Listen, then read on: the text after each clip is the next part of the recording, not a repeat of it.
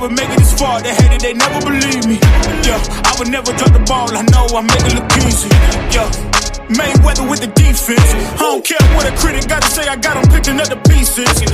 That to me, you really playing with your life. I'm about to come and run it all back. I'm the new era, about to snap back. You ain't fitting for it, cause you all cap like. Hold up, I shoot my shot, wait, hold up. I'm really about to run this go up. You know it's all net when it go up. Ain't got no other plans, you don't need to understand, ayy. We on overtime, you don't need to understand, ayy. You just show them how to do it when you don't know what to say. Tell me how you plan to win if you plan to play the same. Moving fast, already gone, yeah, but you bringing me back. Try to double cross me, dog, just let me relax. Stop assuming what we doing. Keep it moving, what we doing. Cause it can get big right. Cause it can get big right. Cause it can get big right. Ay, please don't play no games with me, I promise I'm too much. Ay, I can never let up even if you had enough. Ay, this ain't for the faint of heart, we always playing rough. I had enough, it ain't luck. I needed a vision, I needed ambition, I needed a mission to be this submission with no intermission. I see the collision, the crash in the distance, they coming off track, no. Now when they ask what's the motive, don't talk like the show. They all about to see what I mean in the moment. I gotta keep going, I'm shaking the dice and I'm keeping it rolling, they already know. Ain't got no other plans, you don't need to understand, ayy. We on overtime, you don't need to understand, ayy. You just show them how to do it when you don't know what to say. Tell me how you plan to win if you plan to play it safe. Moving fast, already gone, yeah, but you bringing me back. Try to double cross me, dog, just let me relax. Stop assuming what we doing. Keep it moving, what we doing. Cause it can get big right. Cause it can get big right. Cause it can get big right.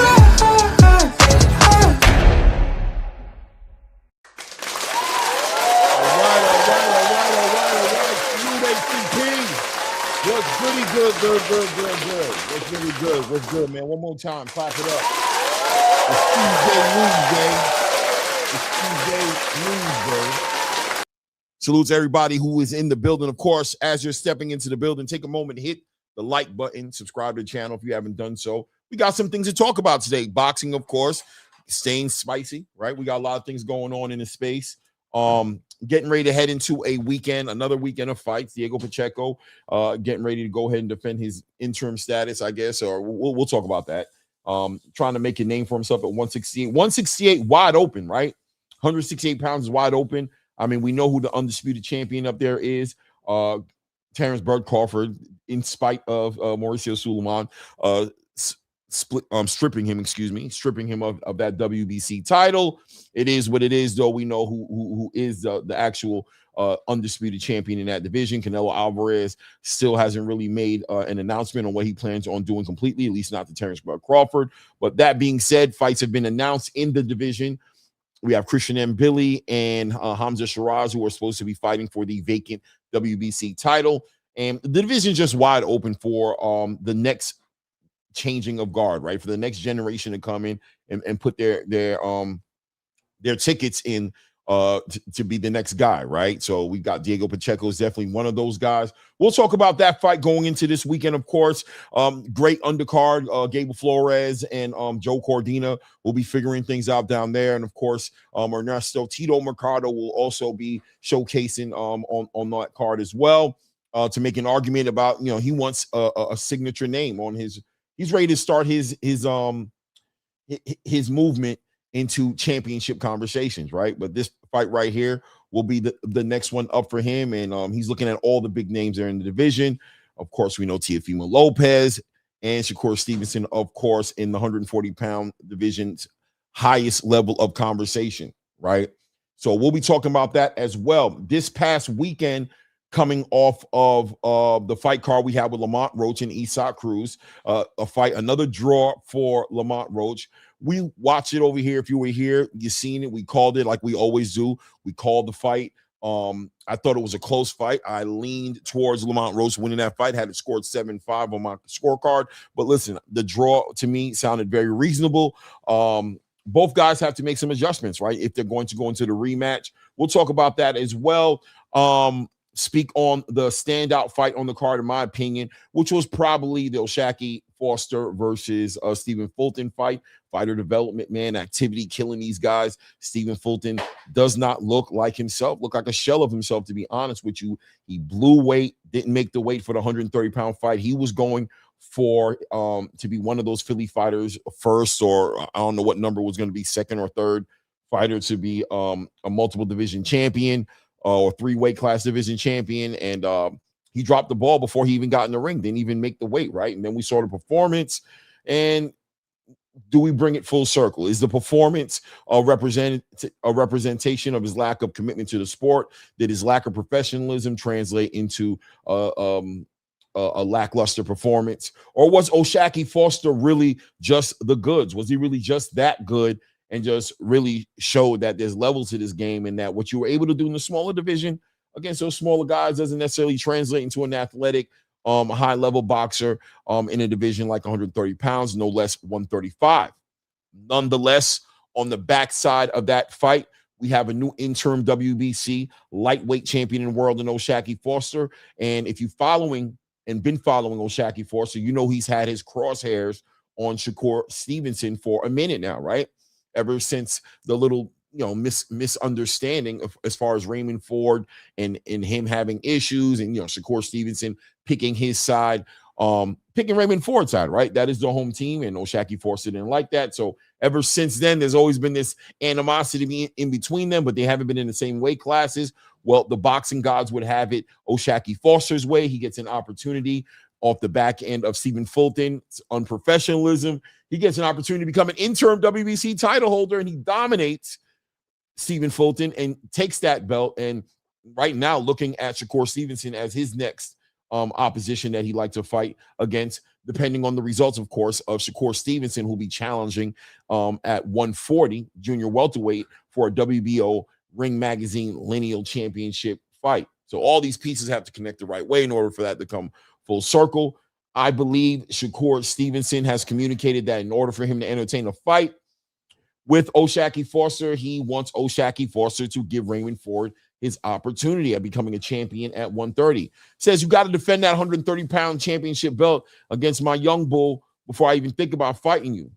The boxing space split down the middle and screaming duck-a-roni pizza. Shout out to Showbiz, screaming duck-a-roni pizza conversation. Duck sauce business, saying that Shakur is ducking OSHAQUIE Foster. Are we surprised? It's the boxing space, and it's what it's been for years now, right? Everybody's a duck. So it is what it is. That's also part of the conversation. We'll be talking about all that and anything else relevant that comes up, obviously, right? So you guys sit back, relax. Shout out to everybody who is in the building right now. I'll do a quick little roll call. Shout out to, I want to say he says Lel Naffer, L-O-L Naffer. I'm not too sure. I'll put you up on the screen. There you go. Says, we here. Salute to you, Ken. Good to see you in the building, man. Says, we need to talk about Africa being scared of the real smoke in the division. Yeah, we could talk about that as well. Africa is, we talked about it before, but we can talk about it again. At the end of the day, Richardson Hitchens seems to be in a division that he doesn't want to compete in completely. And a lot of it, I think, has to do with, and I think he's made conversations on this about, him not being comfortable with the weight cut.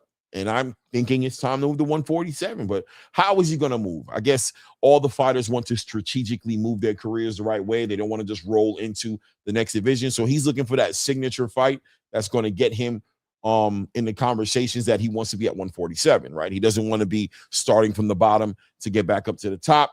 But in the meanwhile, holding up an IBF title at 140 pounds, and really being selective, obviously, of who he will fight in comparison who he won't fight.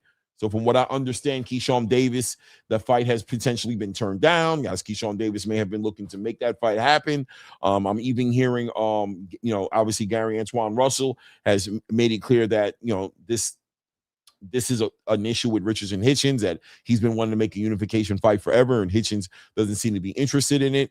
So, yeah, man, there's a lot going on with Africa. And the question is, how's he going to, for me, it's, how's he going to find his way to 147? What is he going to do? Does he try to fight Brian Norman, who just took a loss against Devin Haney? Does he try to leverage the IBF title and fight a Lewis Crocker at 147? Does he try to get in a conversation of fighting Devin Haney? Devin Haney trying to make a fight with Rolly Romero. I believe Rolly's made it very clear he doesn't want to make that fight at all. So is Hitchens potentially in the crosshairs of Bill Haney and Devin Haney as a next potential fight that could make them some money? Is Turkey interested in that? I mean, there's so many different moving parts, right, to these conversations. We're all just going to speculate on here at the end of the day. But yeah, to make it easy, it does seem like Hitchens is not interested in making anything real happen at 140 pounds, right? That's what it looks like. Shout out to Literary Pharaoh in the building, 1117 in the building. Claymore, let's get it. Yeah, for sure. Let's get it, man. Long time no see. I feel like I haven't seen you in a while, Literary Pharaoh. I don't know. I don't know. But I'm glad to see you here today. Salute to you, man. For sure, man. Let me see here. There's no version of Shakur that can beat Loma Tio. Okay. Maybe not, right? I mean, we're talking about special fighters right now. And when we're talking about that kind of conversation, it's kind of hard to just put an absolute stamp as to any limitations you're going to put on them. I think Terrence Crawford made that clear to the space, who thought he had no business being all the way up at 168, that he wouldn't be able to fight with Canelo. And we've seen him dominate Canelo. So special fighters do special things, LOL Naffer, and that's just the way it goes, right? But that's why we want to see these fights. Those fights are intriguing because the reality is, yeah, man, it's a lot of adversity in a lot of big fights for Shakur Stevenson. Even this one coming up with Teofimo Lopez. But listen, special fighters do special things. I've been told you guys that. I stand on that, man. It is what it is, man. Shout out to YG Knight, 1478 in the building. Salute, King. Good to see you in the building. Bones, 1365 said, but isn't the undisputed since the belts don't matter? Keep that same energy. Yeah, man. Well, we'll talk about it, because at the end of the day, that may be one of the main issues, right? That champions can become not champions based off politics and not based off of inside of the ring politics, right? When people can be taken away and not be champion because of a sanctioning fee, I think that makes the conversation very interesting. And in many ways, the sanctioning bodies don't make a good argument for themselves carrying it the way they do, taking fighters like Ryan Garcia, right, who's coming off of a loss at 147 and taking him off a ban list and throwing him directly into a title shot again with the WBC, or watching the way the WBC handled the Stephen Fulton OSHAQUIE Foster situation. It becomes WWE, right? And hence if you're looking for, as a boxing fan, that legitimate structured this structured way of competition, which is the best fight the best, and the way you become the best is by beating the best, then you're probably optimistic about what's coming in 2026. Clearly, Terrence Bud Crawford has put his foot down and is publicly challenging the powers that be on the way things have traditionally been in boxing for years now, challenging the game to be better, right? To be more legitimate, to take away powers from the sanctioning bodies who still haven't really got a real understanding of what their purpose is, especially when it comes to the conversation of charging these sanctioning fees. If you're not keeping everything structured, then what's the point of paying these sanctioning fees, right? I think most people who watch boxing and understand boxing know that Terrence Bud Crawford is the undisputed champion at 168. He is a 3-weight class undisputed champion. He fought for the guy who owned those belts, which was Canelo Alvarez. He didn't fight Mauricio Suleiman. Mauricio Suleiman's not a boxer. If Mauricio Suleiman was part of the conversation, I guess he could get in the ring and we could find out if he's better than Terrence Bud Crawford. But as far as boxing is concerned, Terrence Crawford not arguably, there's no argument in it, has checked the boxes by beating the face of boxing, the undisputed King Nello champion, and he dominates him, and he's taken whatever accolades he's accomplished for himself. And if Mauricio Suleiman can take that away from Terrence Bud Crawford with the strike of a pen, then there's a lot more bigger problems on the horizon for this boxing space outside of a WBC title, $300,000 sanctioning body fee, right? It is what it is. Shout out to Mr. Lightning Boxing in the building. Salute, salute, salute. Yeah, he's telling y'all the best thing to do. Hit that like button, support the channel, man. Appreciate you guys, and thanks you guys in advance. Blaze Pound for Pound says, you're right, but it's former 3-division undisputed. Yeah, that too, right? SOB TV in the building. 52, what's good with your SOB? Blessings to you, family. Hope everything is good with you, man. It is what it is, man. Let me see who else in here. Southpaw Manny in the building. Salute to you, family. Good to see you in the building, man. Let me see if I'm missing anybody. Dragonfly Jones in the building says salute to the Rain Man. Salute back at you, family. Salute. Lance Ma in the building says, what's up, Claymore? What's good with you, King? Michael James 616. Salute to you, family. Good to see you guys in the building. Okay, so sit back, relax, and let's get into some boxing conversations, some boxing talk here before we kick it off, before we make it happen. Of course, hold on here. I got to find these guys. Where the hell these dudes at, man? Where the hell these dudes at, bro? There he is. Ray Davis, Angelo Reyes. It's the usual suspect. Good for the family, man. Let's go.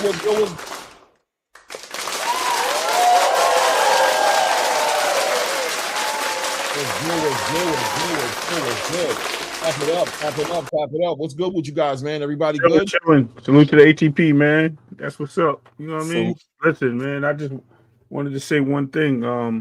I love the conversation that came up with the whole Shakur couldn't beat the Teal version that beat Loma. That's diabolical. Let me tell you, Loma beat Teal in the second half of that fight. And if it wasn't for that 12th round, bro, I'm telling you, if Teal didn't step up in that 12th round, that would have been a draw, or Loma could have won that fight easily. So, I mean, we can say what we want to say. I'm not arguing. I'm just saying that was a good fight, and that could have easily went the other way, man. But enough of that being said. Clay, great intro, man. I love it. You know what I mean? The Ray Ford conversation. There's levels. You are absolutely right, man. There are levels to this boxing game. And some people are so reluctant to recognize it. They just try to keep little buddy in space. We're talking about the stuff that's important in boxing, which recent things that are going on in the space and how boxing is growing, and it may be growing because of certain entities being pushed aside. But you know, when things get big, what happens? The cat comes out the bag, right? So we start seeing things happen. But on that note, man, I just want to say good morning to Angelo over there in California, because I mean Las Vegas. I know it's morning still for you, or at least noon, straight noon. But good afternoon, to say the least. And Clay, good afternoon to you.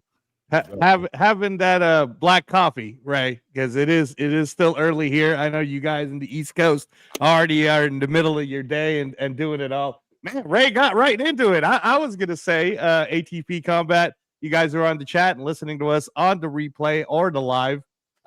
Congratulations to your Steelers. Right. Looking like you guys are going to be a playoff team again. People are saying whatever they're saying about Mike Tomlin. Hey, listen to me, man. If you guys don't want him, we would be happy to take him off your hands. I'll tell you that right now.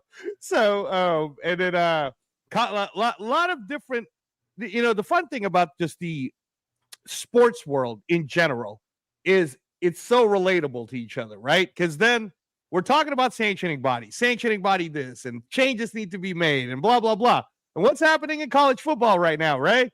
Same exact conversation. Every year. How is it possible that Notre Dame isn't even in the playoffs? And that's the same thing we're talking about right now in the boxing space. So as Ray mentioned, Claymore, with changes in things getting bigger and happening, we're going to find out. If you guys are paying attention to just regular news, one of the biggest things that is happening is this hostile takeover between Netflix either owning 1/3 of viewership in the United States, or Paramount owning 40% of viewership in the United States. And it'll be very interesting because, as I said to both of you, if Paramount somehow takes it over for 170 billion or 107 billion, something crazy like that, right?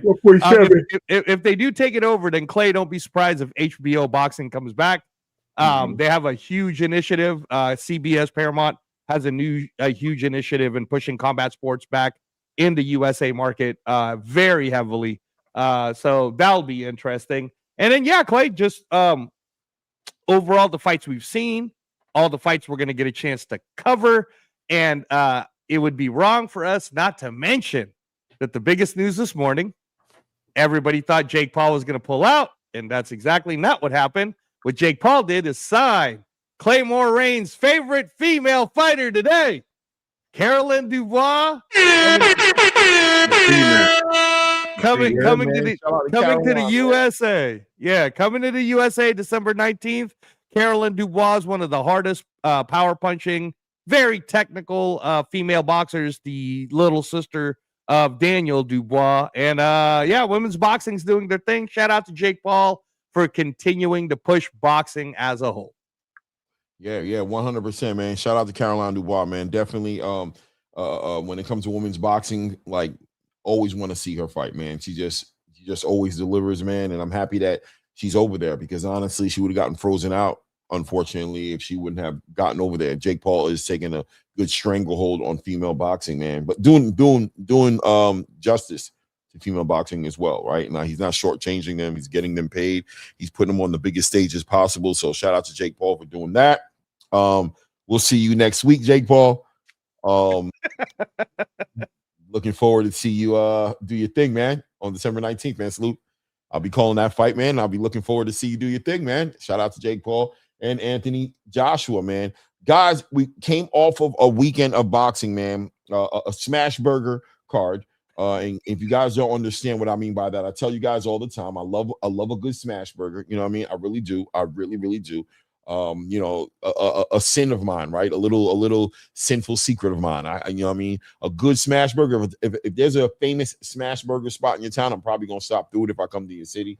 I love a good smash burger, but I'm not paying nobody $80 for a smash burger, even though I pretty much did do that this weekend. You did do it, man. You paid it. Good for you, Clay. I'm proud of you. I did it, man. I did it. But look, man, I wasn't that disappointed. I mean, I didn't want to spend the money, but the card for the most part was a decent card, man. Decent fights on the card. We saw Frank Martin make his return after a year and a half, whatever, a year and change worth hiatus out the sport. He took his time, but delivered, man. Delivered a knockout of the year candidate against Rances Barthélemy, and now is in the conversation right there. As 140 is starting to brew up, right? 140 is brewing up into a division again that has a lot of must-see fights, man. Great potential matches to be made at 140. Frank Martin just adds to it. You got Keyshawn Davis there now. You got Shakur getting ready to compete for a title there now. I mean, you just in the people who've been there, right? Obviously, the Floyd Schofield Jr.'s, although Williams Zepeda has been very quiet, he's still floating around there in the background doing things. Well, no, sorry, he's at 135. I'm tripping. I'm sorry. But yeah, but still a lot of I said Floyd Schofield and all that. These guys at 135. Yeah. I mean, we have the Dalton Smiths fighting Subriel Matias. That's coming up. Adam Azim just showed us how good he was by beating up on Kurt Scobie pretty badly. You know, you got to see Delgado. I know you weren't very happy with Lindolfo Delgado, Clay, but he was there. He's there, man. He's there. He's a great dance partner. Yeah. I mean, but again, as to your point, Oscar Duarte, and then Emiliano Vargas, man. We can't forget the youngsters coming up in the game too, right? At 140. 100%, man. So that'll be interesting, man. I thought the standout fight for me, guys, definitely had to be the OSHAQUIE Foster Stephen Fulton fight. And I thought it was just on multiple levels the standout. Amazingly enough, I don't know. How did you guys feel? People are saying the fight was boring. Did you guys feel like the fight was boring? No, it wasn't boring. It was a master class. And you know what it is? They don't like master classes. They call them boring fights because they don't like one-sided ass whoopings. That's exactly what it is. They only want, if you're going to do a one-sided ass whooping, you need to get them up out of there. That's how they look at it. Sometimes going around is experience. Experience is the best thing you can get in boxing. Showing that you can outbox somebody that's a great boxer is a great thing. Like, when did it become a problem? When Vernon Forrest beat Sugar Shane Mosley, he outboxed him. Yes, he you know what I mean, he got the stoppage or whatever in one of the fights, but he outboxed him. He clearly was the better boxer, and people didn't see it coming. The guy looked like he was handicapped in the ring. And this is exactly what you see when you're watching a fight like a Shockey Foster fight a Stephen Fulton. Fulton's not a bad boxer. He was just outplayed, bro. He was just not the guy game for that fight. And, you know, there's many excuses coming around that he wasn't training well. The fight was pushed back. And I said it. I said, I believe it might have been, you know, me and him just Thanksgiving right around the corner. They pushed the fight back a little bit. Maybe he got off track on that. But whatever. He still was in good shape. You know, then the guy's been parading around that he's 160 plus pounds and he's coming down to 130. You know what I mean? To fight for this title. So that alone says a lot. It's just too many. It's too many cards on the table for us to be picking to see which one is going to match. But he was just, speaking of match, outmatched. He was outclassed. He was dominated in that ring. Shockey, everybody's surprised that he switched southpaw. If you go watch the Abraham Nova fight, he switched southpaw against him and put him on his pockets while he was southpaw. So Shockey has shown many levels to his game. And it's crazy that people are in question of who he is. And speaking of Oshaki, I heard a little guy named Ford is actually out talking about 135 and chasing the glory of Oshaki Foster, which I think he didn't say that, Ray. He said, "I'll fight Oshaki for free, bro." Bro, he said he going to 135, bro. It's crazy that he's saying that too, right? Because it shows that he is, and I hate to use this phrase, is like chasing this guy, and I don't want to use clout chasing as a thing, but it seems like he's on his coattails, and he's trying to rock with him, and I think that's diabolical to say the least. Like if you're gonna fight, prove yourself somewhere else and get there. You know what I mean? Go get a belt and meet in the middle. Whatever the case may be, do it the right way. Don't sit there and chase a guy and then throw his name in shade just to get him to fight you. When this guy's like, listen, little, and he called him little bro, little bro. I'm good. If you get in my way, I'm gonna run over you. But as far as I'm looking, I got other plans. But if you there, we'll meet. And this guy's telling him now he's ducking and this and that. And I'm like, dang, they say that Who's about saying he's ducking? Who's saying he's ducking? Oh no, this is what's his name? Ford. It's a Twitter war that's going on. There's a Twitter war going on with them. Yeah. I love it. But let me retort. Allow me to retort. Please, bring it.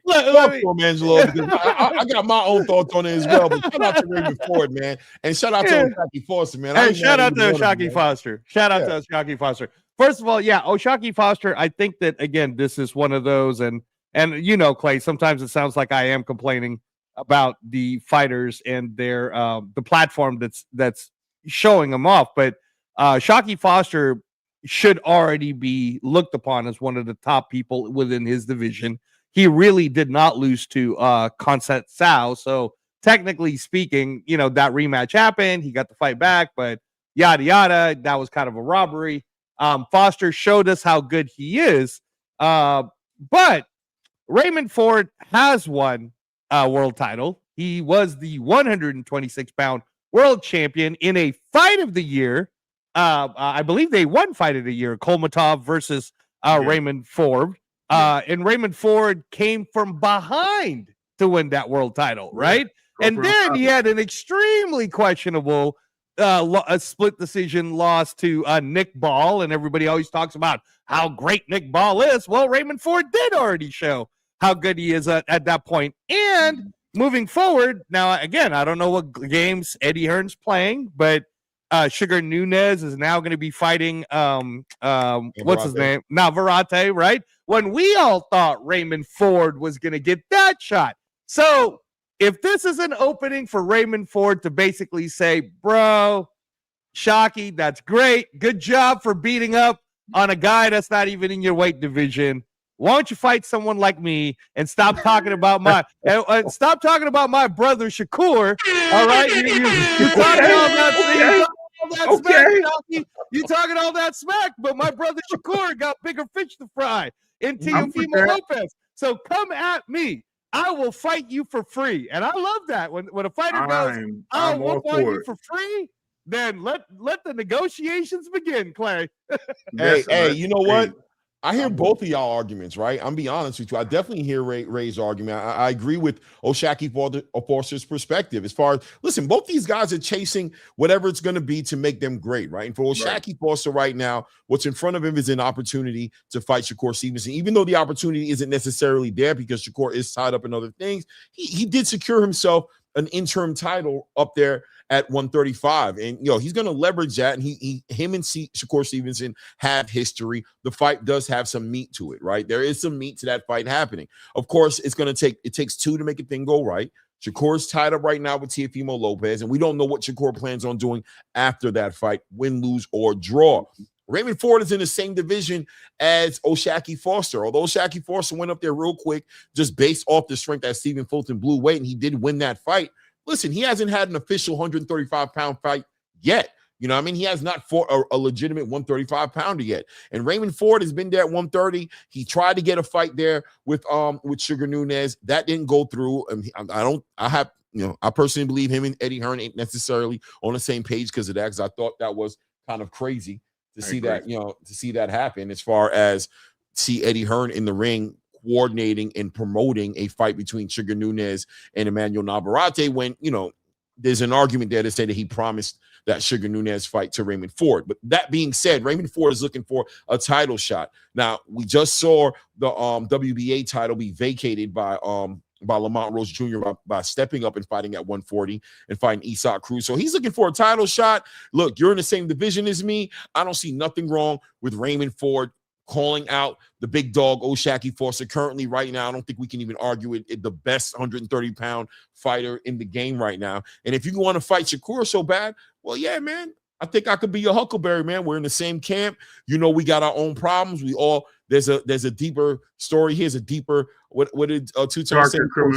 There's a deeper, darker criminal link here. Let's make it happen for the people, man. I think the fight would sell. I think it'd be a great fight, man. I don't know if OSHAQUIE's going to do it. I agree. I agree. I just think when time comes, it should be set for the right moments. And this is no shade to Raymond Ford at all. I just think this guy's just trying to live his life. He's trying to enjoy his win. And him and Shakur has this situation. Him and Raymond Ford had this situation. But I think he's just putting Raymond Ford on the back burner. He's doing that because he wants a better opportunity for himself. The guy's been struggling to make weight at 130. We already know that for quite some time, and holding on to the title and making defenses. Now that he's moved, because he wanted to unify actually at 130, OSHAQUIE did. Right. Then Raymond Ford got in the picture, and I think they were waiting for Raymond Ford, and I thought Eddie Hearn's plan was to get that belt from Navarrete with Nunes. And then, Nunes, I thought it was. Right. Get that belt from Navarrete with Nunes, and then have Raymond Ford fight Nunes for the unified belts, and then move into that OSHAQUIE fight, because then there's no choice but the unified 3 belts. Right. That's what I thought the game plan was. Unfortunately, it didn't go as planned, and OSHAQUIE, because of the situation in the weight, has now dropped his belt at 130. Whoa, he dropped it? I thought that's what they said they were going to do. I thought they said they were getting rid of the belt. No, so please give me some light to this, because I've heard 20 different things. Maybe I should stop listening to people. No. So what? Tell me again, Ray. Tell me what you heard. Okay, so what I heard was when he got the interim title, he was going to move to 135, and because I remember OSHAQUIE also said that this is his last fight at 130 prior to fighting Fulton. That's interesting. He did say that, but I just thought that this was pretty much him dropping the belt and moving forward. Now, if he didn't drop the belt yet, kudos. If he does, we already know who gets that belt. That's going to be Shushu. Now, that would be an interesting fight for Raymond Ford, and I would love to see Raymond Ford and Shushu fight. But Shushu, okay, so we don't want people to get confused. Hold on, I'm not going nowhere yet. Let me stay where. Okay, all right, but no, hold on, Ray. So Shushu is 126. He's not in this conversation at all. No. So Shushu is what happened. I just want to make sure. So Stephen Fulton, you are absolutely right. Left the WBC 126, which then makes Shushu the email WBC Fulton. champion. Yeah, Stephen Fulton. Excuse me. Thank you for the correction. Okay, yes, I got the 2 fighters. I don't know where I got that source from. My bad. But I did hear the information of Foster moving up. He did say that in the interview. I think him saying that he's getting too big for the division. He's ready to challenge at 135 if he wins or not. But I do want to say this. As far as him being the champion, if he stays there, and defends. But I think he's going to take advantage of that interim title. He's going to move up to 135. He's going to probably get rewarded the belt if Shakur does move up to 140 and does not proceed to come back down, because you already heard him say F that belt. And in the conversation with him and Ray Ford, he said he's at 135. Like, his clear words was, I'm at 135 in that back and forth. And you heard Ford say, I'll go to 135 and fight you. Right. So, on the Twitter war. Yeah. So, right. Yeah. So there may be some conclusion to this. after all, of him maybe relinquishing the belt at 130. They were talking about taking it from him if he lost anyway, even if he even though it was a catchweight fight at that point. So we'll see what goes on. I don't want to put things out there. Thank you for catching that. No. I want to make sure. Let's give everybody context who's listening to us on the live, people who listen to us on the replay, and everybody on the chat. At 130 pounds, here's what's happened, guys. Lamont Roach, the WBA let him go, which then made Jazza Dickens, who did win the interim, become the full champion at WBA. So we have a 130-pound WBA champion in Jazza Dickens. Shout out to Jazza Dickens, one of the few UK world champions right now. Did it the long way, did it the hard way. So good job. And then you got OSHAQUIE Foster, who technically has not left being the WBC 130-pound belt yet, but because of this whole effery that Suleiman did in rewarding Fulton for not making weight, Shockey did what he did and has now become the interim 135-pound WBC champion. And then on the other side of that, the WBO and the IBF are doing a unification. It's already been scheduled as a matchroom card between Emmanuel Navarrete and Eduardo Nunes. And again, I want to talk about a little effery here, Clay, because as we've already stated, Eduardo Nunes was supposed to fight Raymond Ford, but the matchroom did what they did. Also, to that sense, they effed my Filipino brother, Charlie Suarez, bro, who really should have gotten a win over Navarrete, but they effed him. But whatever, you want to F my guy? That's fine. And then, my guy's not going to say nothing because Filipinos don't do that. And Emmanuel Navarrete is doing this unification. At the end of the day, there is plenty of talent. There's plenty of great fighters at 130. But if Raymond Ford wants to stay at 130, this is a perfect opportune time for him to get a 130 WBC title against maybe someone like Mark Magsayo, who's ranked number 1, another one of my Filipino brothers right there. There's Magnesi from Italy. There's Ryan Garner, who's undefeated right now in the UK. There's plenty of chances for Matchroom to go ahead and do a WBC fight for Raymond Ford, right? But, if all this Twitter war becomes moving up in weight and all of that, sure, man, Raymond Ford versus Shockey Foster could be a fun fight. Really, though, when you were saying, Ray, and you went to your point when you were saying Shockey's willing, wants to stay at 135. I think part of the reason why he wants to stay at 135 now that he got the interim belt is everyone knows that if Shakur wins the WBO against Teo, he's not looking back, which means an email will happen. Shockey will become the legit WBC 135 champion, meaning that now he'll have a chance to unify with Abdullah Mason or the winner of Raymond Morataya versus Andy Cruz. The WBA should be vacating by now, and somebody's got to figure out who the WBA 135 champion is. So plenty of moves there, and one that I'll suggest, Clay, so I can hear your thoughts on this. If anything, I'd rather see Raymond Ford move up to 135 and fight for the vacant WBA against someone like Lucas Body or Floyd Schofield, man. Let's get this thing started. Listen, man, there's a lot of movement going on, and everybody's chasing the where the energy's at, right? Where the possibilities are, and that's what's happening right now. Even with Shakur Stevenson, when you hear him say something like "F the belts," what he's basically saying is, "I'm not going to be held, hostage at any particular division. Wherever the opportunity is, I'm looking to be active. I'm looking to make money. I'm looking to challenge myself. I'm looking to have signature fights. And wherever those fights are, that's where you can legitimately see me." So yeah, that's why you saw him yesterday on Inside the Ring, or the day before yesterday, saying, "Listen, Ryan Garcia could even get it. Devin Haney could get it." You know what I mean? If the money makes sense, if the notoriety is there, Shakur Stevenson has no problem finding himself where he needs to be to fight those guys.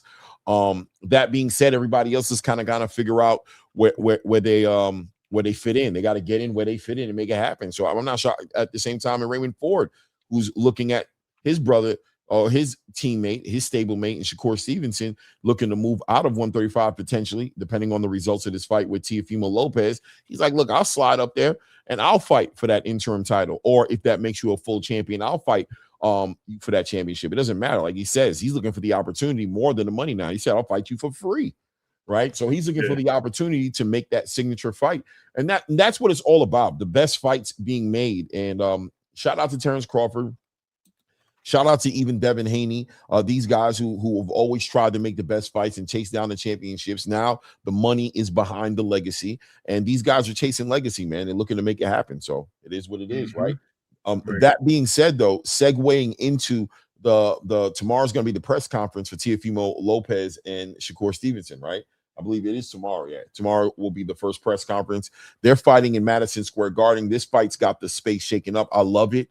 A lot of Teofimo Lopez fans coming out the woodworks right now who have been there quietly waiting on Teofimo to pen something out. It's been a rocky road for Teofimo Lopez for the past year and a half, 2 years, just fights falling through and just pulling teeth to get him to commit to any of the fights that were available for him to make, as he seemed to always be on the side of chasing fights that weren't there to be made. This fight comes together.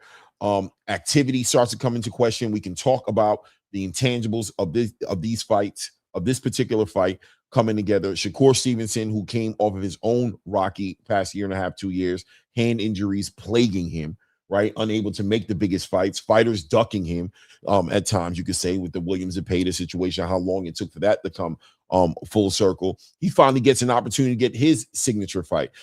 People would have thought it would have been Tank, but, obviously we saw how that played out. But I think Teofimo Lopez makes a great replacement for Tank, right? This is maybe even a bigger fight in so many ways, as far as skill set, as far as him stepping up in weight to go to 140 pounds. I mean, what do you think is going to be the biggest X factor in this fight right here? Styles make fights. What you guys think about this one? Hey, Ray, I want you to go first. Clay, can you check the private message real quick? Okay. Yeah. So, no, that's that. I was reading that. Actually, you threw me on the spot. I think that the Shakur and Teo fight is going to be excelente. There's a lot of open questions to this fight, right? It's like a mystery box. You can pull one corner or that one tab, it shows you this, another tab, it shows you this. We know Styles make fights, we know energy is there, we know Shakur is not afraid of anyone, we know Teo has been dancing around fighters and picking his moments and who he wants to fight. It gets crazy. I want to say that I think that ultimately Shakur is the best dance partner in the world for a lot of these fighters. I think he brings intangibles that a lot of these fighters are afraid to face. It's so funny because I always tell people two fights come to mind when I think of these fighters facing each other. I see Teofimo in regards to him fighting Jermaine Ortiz, just a better version, and I see a better version of Shakur fighting De Los Santos. Now, I'm not going to go down that road again of why I see these things, but I do see these things happening, and I just believe that the engagement in this fight is going to be fireworks. I think there's a opportunity for both fighters to win. I think there's an opportunity for both fighters to be who they want to be and make things bring the fight to their own make the other opponent fight their fight. I think at the end of the day, we have to see who capitalizes on what first. I think the rangier fighter, I believe Shakur might have a reach advantage, which is good in his sense. I believe Teo has a little bit of a power advantage in his sense. I think they both have good footwork. I think they both are athletic, and I think it's going to, like I said, this is what the time to call for. I mean, I wish I could say this is a fight. I'm trying to put Teofimo in the crosshairs of a past fight because I like to reference past fights. Like the triangle theories work sometimes, but I got a question for you, right? And I'm interested in your perspective on this. I'm big on the last three fights, right? I just think these in the development conversation, it makes a difference because we talk about the best moments of Teofimo Lopez, which is Teofimo against, let's say the last one was Josh Taylor, but probably the one that made him and made him that guy would be the fight against Lomachenko. For me personally, watching Teofimo since that Lomachenko fight, I haven't quite seen that Teofimo again, right? The power hasn't quite translated at 140 pounds. And unfortunately, Teofimo's been in an uphill battle with his promotional company, Top Rank, and he hasn't been making the biggest fights possible. So who is he been fighting? How has he looked to you as a fighter since the Lomachenko situation? More importantly, since he's been at 140 pounds, yeah, he beat Josh Taylor. But, you know, listen, there's arguments there saying that Josh Taylor was already just on borrowed time, that he was supposed to be going to 147. And he was just hanging back, right? And then you see the way he performs in these in-between fights, as far as Sandor Martin, as far as Jermaine Ortiz. And yeah, I'll even throw Steve Claggett in the conversation, because I think he really got punched on a lot in that fight. Everybody has their downtime, their best times, but regardless, these are the fights that we have to look at. His last fight was against Arnold Barboza. He looked, this is what I always say, he looked better than Arnold Barboza in that fight. And I say that reluctantly, right? Because did he look exceptional? Was he like just an exceptional fighter with a fighter like Arnold Barboza, who for some reason wasn't putting his foot on the gas, who wasn't going for it, who wasn't trying his best to make it happen? Yeah, he looked good against him, but how do any of these performances translate into a fight with somebody like Shakur Stevenson? Now, look, there's an argument there for Shakur Stevenson as well, who fought a Josh Padley, right, on a week's notice or a few days' notice even, or who fought a William Zepeda. He looked good in that fight, but he didn't fight the way he normally fights. He fought in a way to kind of let the world know that, listen, I got a lot of wrinkles to my game, but, you know, clearly he's not going to fight Teofimo Lopez the way he fought William Zepeda. His last couple of fights, you know, he really hasn't been in there with that type of competition that's going to prepare him for Teofimo Lopez. But I think there's an X factor in here. I think there is his sparring. I think that's going to be a difference in this fight. It's going to be the fact that he's sparring with Terrence Crawford. He's sparring with Keyshawn Davis, right? He's in the ring sparring the best. He's out there sparring the best opponents he can fight. Whereas Teofimo seems to be more enclosed. He's sparring. I don't know who he's sparring, to be honest with you. And as far as trainers are concerned, as far as Moses is concerned, I said Mosley. As far as Moses is concerned, Terrence Bud Crawford, Bomac, that whole team that he has over there, that he has access to, Andre Ward, you know, he speaks to Floyd Mayweather regularly. I mean, this guy has been surrounded by greatness. He's been surrounded by a great supporting cast. What's the supporting cast of Teofimo Lopez been? And is that going to play that part? Is this going to be a big intangible in the way this fight probably looks on the 31st of January?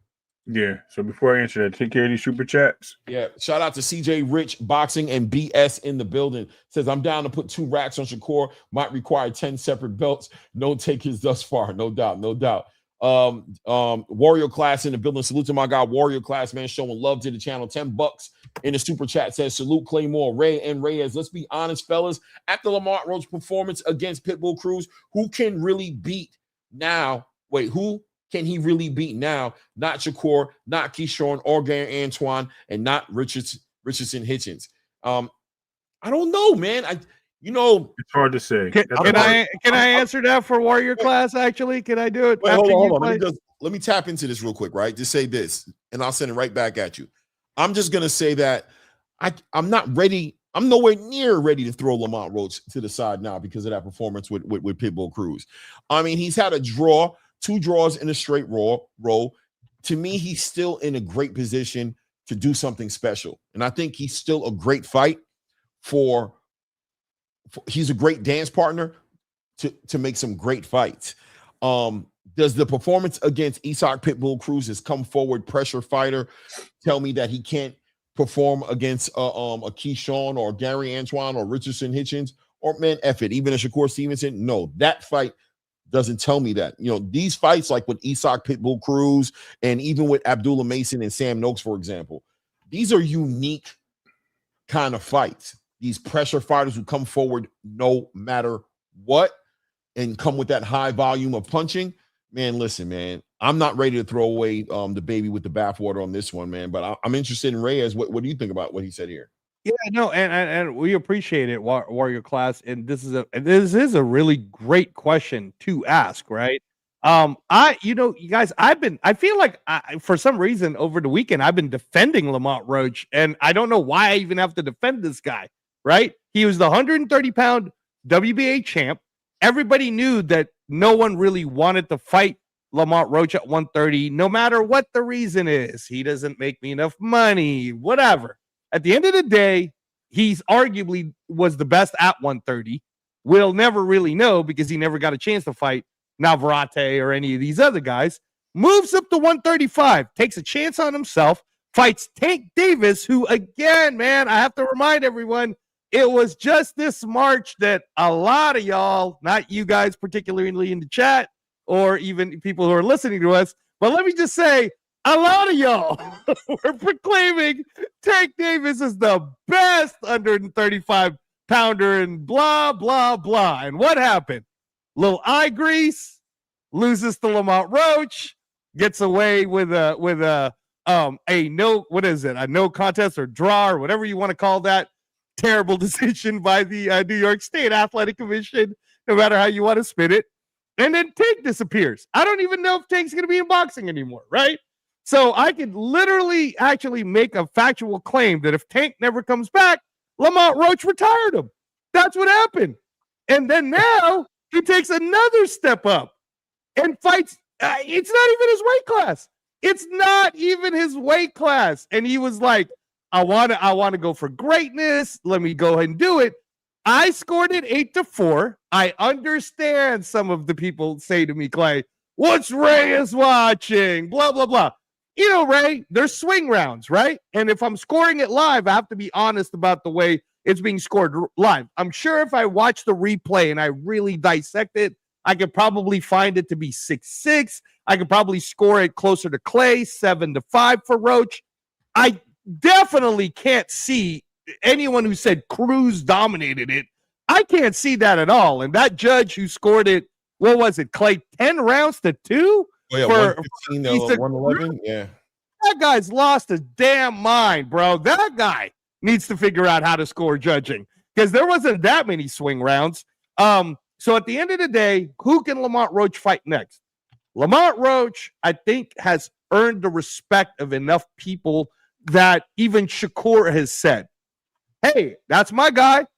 I'm willing to fight him. And I think we're now ushering an era where we're seeing Teofimo Lopez fighting Shakur Stevenson, where these fighters are like, hey, man, I'm cool. We're cool. Let's fight each other. So I don't think there's going to be too big of a problem with Lamont Roach getting a fight. Honestly, if Lamont really wanted to get about it, he can get right back down to 130 and fight anyone he wants. But if he stays at 135, Clay, that's a very fun division, man, to have Lamont Roach because you got Abdullah Mason, Raymond Murataya, Andy Cruz. There's others in there too because, again, Floyd Schofield, Lucas Body, Gabriel Flores is fighting this Saturday, right, in Stockton, in his hometown against Joe Cordina. Like, and then shout out to Toledo Treese. How about Albert Bell, baby, from Toledo, Ohio? Let's see something like that. But there's plenty of people for Lamont to fight. I still think Lamont Roach is one of the more dominant fighters. He just doesn't get enough credit. Nice. Well, I want to touch on that really quick. I think where we're missing the point is Lamont Roach, we can answer these questions of what took place with Pitbull with styles make fights, and that fight that he went to was the wrong style. I know a lot of people like to use the mid-range, but you're talking about a guy that has a short reach advantage to – I'm not saying not reach advantage, but like a very close reach advantage to a guy that has a long looping overhand right and a couple of hooks that just come in. The way he should have fought was, like I was saying, was just probably to stay under that and then use his advantage of using uppercuts to the body to kind of nullify anything that would have kept Pitbull at bay. But because he didn't do that, he kind of stayed in that mid-range, and that mid-range is exactly where Pitbull shines. And we've seen what happened. Roach is a dog. He's not a guy that likes to box from the outside. You see that, you know what I mean? He likes to get in the kettle, and he likes to put the heat on. So he does a lot better with a lot of other fighters that fight certain ways. He could get picked apart by a really good boxer, or he can get into a really good scuffle with somebody that likes to fight. So Roach I'm not saying he will get picked apart. Let me be clear. I'm not saying he will, but he can by a really good boxer because of his style. Roach hasn't shown me anything but dog. And I think when you got a guy like Roach, there's no telling what can happen in a fight with him. He almost has that Sean Porter energy. I don't know if anybody noticed how Sean Porter always fought, but he made everybody who fought him, no matter what style you had, tough. And I think Roach is that guy. I think he makes everybody's style a tough fight. And I don't care who it is, what division you're at, that guy's coming to brawl, and you better be ready for it. I got to get going soon, so I'm going to answer your question about that, Clay. About Teofimo Lopez. Yes, we do have to put in perspective that the sparring it makes sense. Now, sparring Canelo and even putting down Canelo, apparently that's what the rumors were. Did that make any points about Teofimo's situation in sparring with guys like Ugas and getting that footwork done with Ugas and being a sharpshooter with a guy at 147 when he's at 130? 140. Yes, these things all make sense. Yes, you're fighting champions and you're sparring with champions as well. So he's always in the ring and he's always doing right things. I think that this plays a part, and the reason why I was saying what reluctancy is because of the handicap of Shakur's hands. That plays a part. And Shakur and Teo's always fighting to his ability. And what I mean by he's fighting to his ability is that Teo fights his opponent's fight a lot, right? But he also rises in the bright lights. When the lights are bright at his brightest, he rises to the occasion. He likes to fight, and he brings his A game. We've seen it with Josh Taylor, like you mentioned. We've seen it with Lomachenko. I don't think that Lomachenko was his best fight. I think it was his best win. I think Josh Taylor was his best fight. I think that was a fight that we seen him outclass a guy that was supposed to be the undisputed champion. The guy was the lineal champion. He took the belt off him convincingly. No set doubts or anything about it.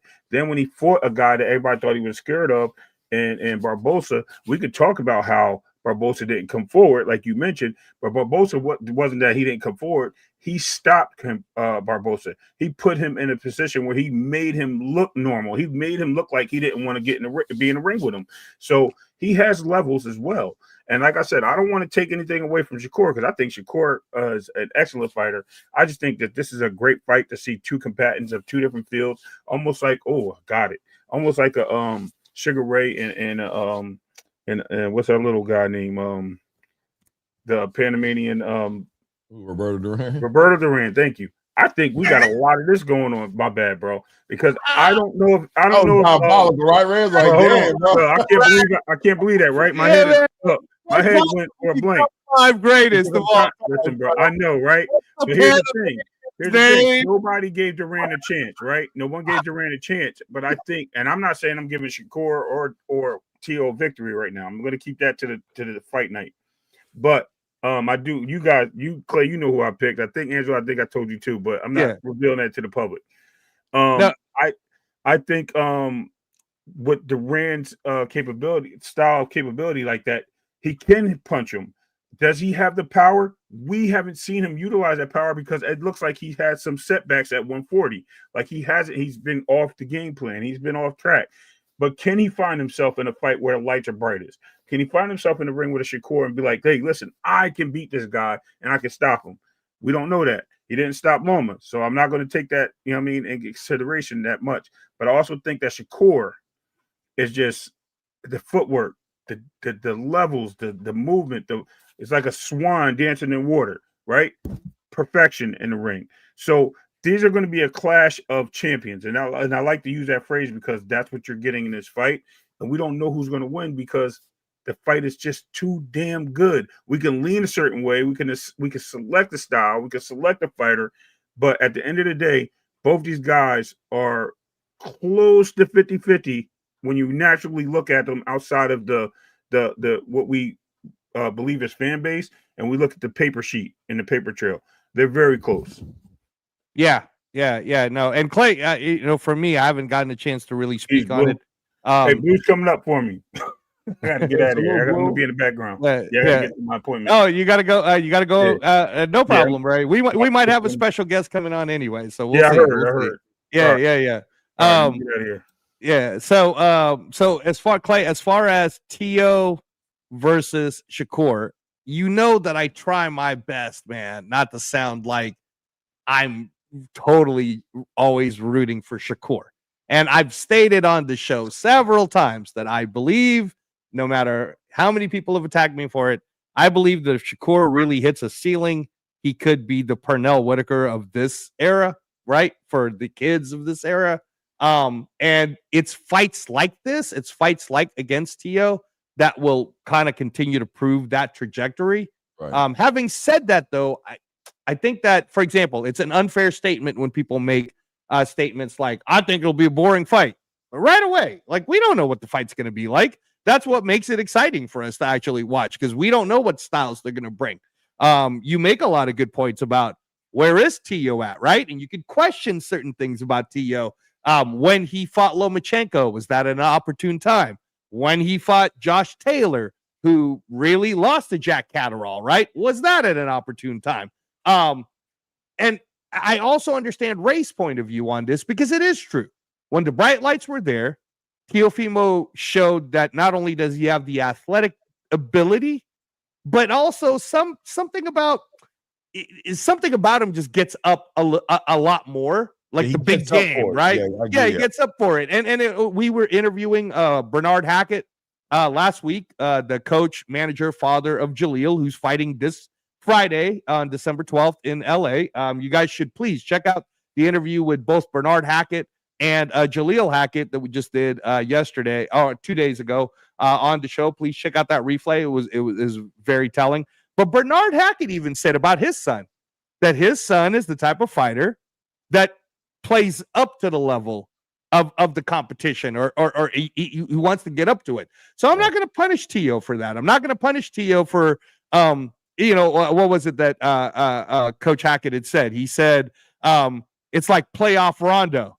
You watch, Rashawn Rondo in regular season, seems like okay. Then all of a sudden, playoff Rondo shows up and he looks like an MVP. 35 points, 30 points up. You know what I mean? Right. So it's the same thing with Teofimo Lopez.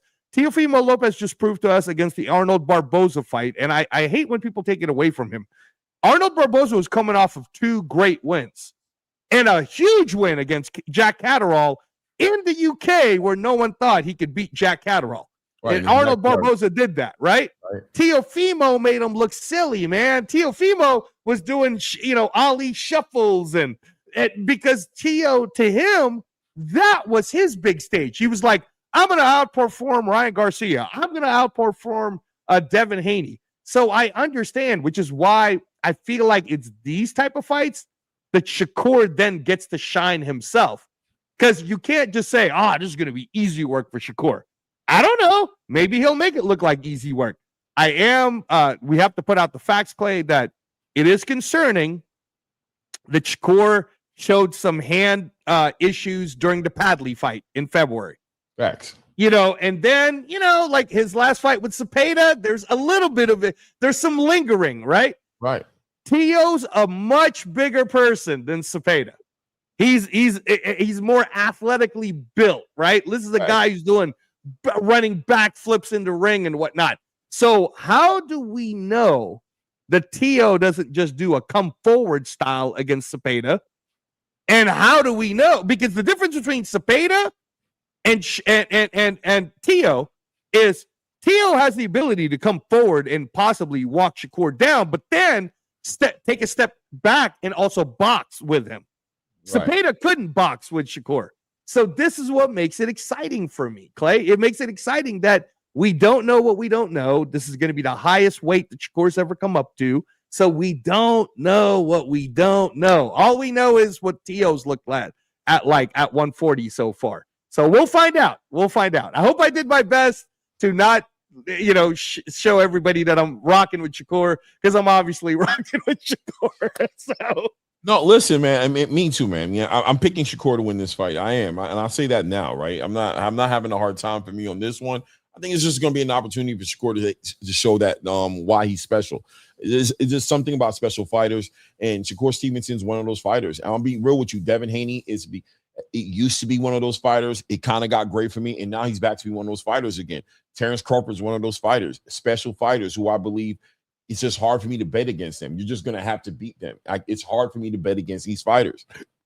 I think that that Shakur is obviously taking this camp very seriously. We just watched him doing an interview with Inside the Ring. We saw him doing an interview with Cigar Talk with Najee, and he spoke to how seriously he's taking this fight. He's pulling out nothing.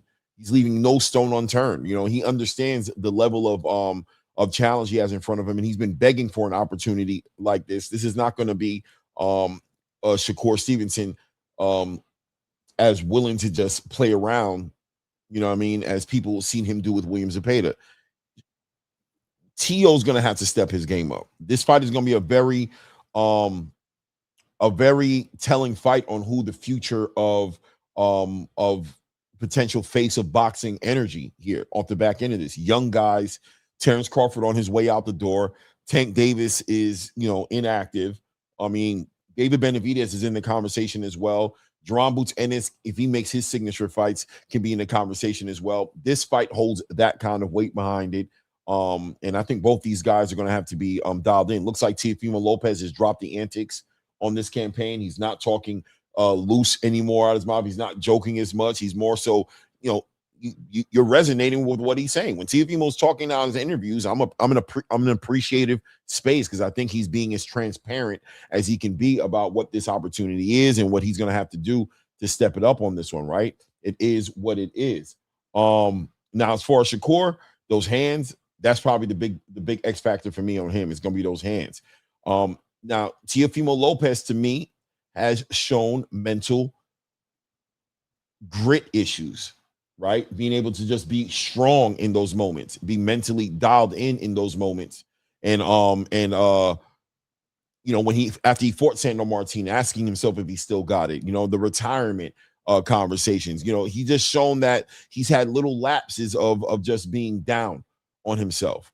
Does that show up in this fight? I don't know, because this fight, it to me is going to get difficult for him. Shakur is going to show him angles and give him looks that he's going to have to adjust to, and I don't know how Teofimo is going to dial in those moments, right? It is what it is, and we'll see what happens, right? I want to segue and keep on moving forward a little bit here because we're talking about Shakur and Teofimo, but we're talking also about development and fighter development.